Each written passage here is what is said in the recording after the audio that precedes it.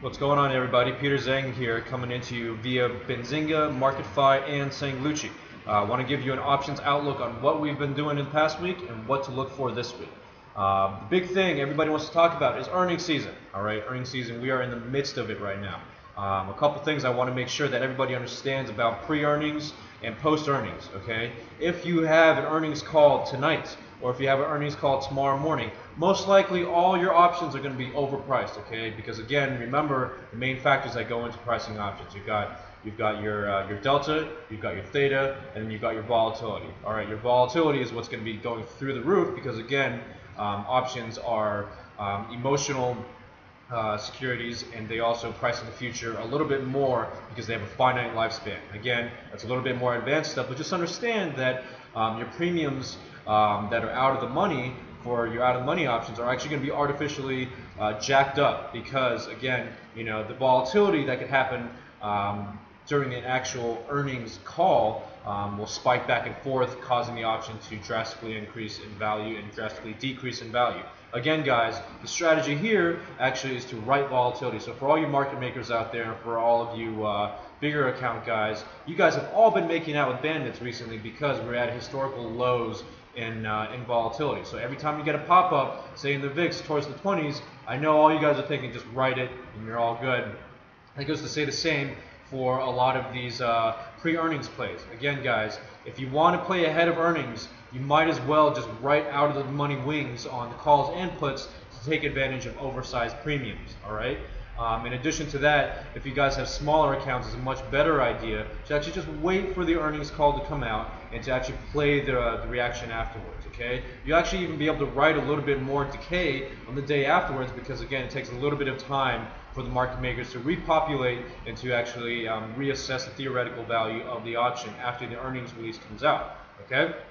Again, guys, make sure that you understand the nature of options as you go into earnings and as you come out on the other side. Okay, we don't want you to get run over by, even if your earnings are good, that the stock tanks, that you're on the wrong side of the trade and paying way too much for some of these options.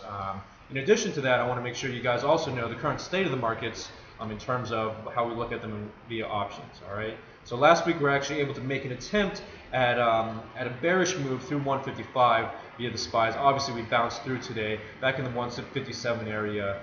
VIX, you know, trying to go for the 20s, failed, and we're back in under 15 again. So overall, guys, not a lot of volatility out there. We're still grinding up higher and higher.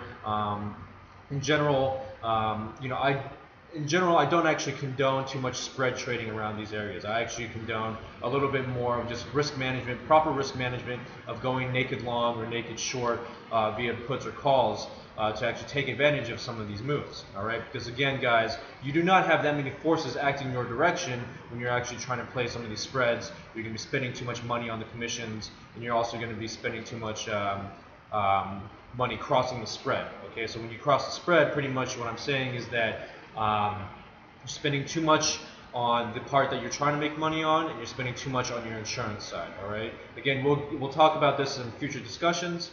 This is something we actually teach in our courses. But again, guys, make sure you understand the nature of your options in this current market environment. Okay. Looks like we're going to have another attempt at the SPYs over the 159.71 area, and that's totally fine. You know, make sure that you guys are sitting on the right side here. Okay. One thing to understand is that the weekly options have not been paying out 100% the best because again, it's been a grind up higher. When it's a grind up higher, you might actually think about taking on some long positions via monthly options and also possibly writing some out of the money monthly options on the put side as well.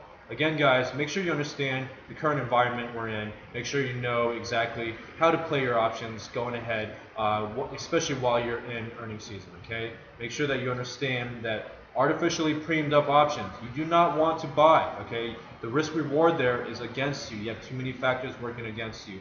I know you could have a lotto ticket play, that's completely fine, but don't try to pull any full positions pre-earnings, okay? Again, guys, you want to be able to write some of the volatility out of this going into and coming out of earnings. All right, guys. So again, coming at you, this is Peter Zhang via Benzinga, MarketFi, and Sanglucci.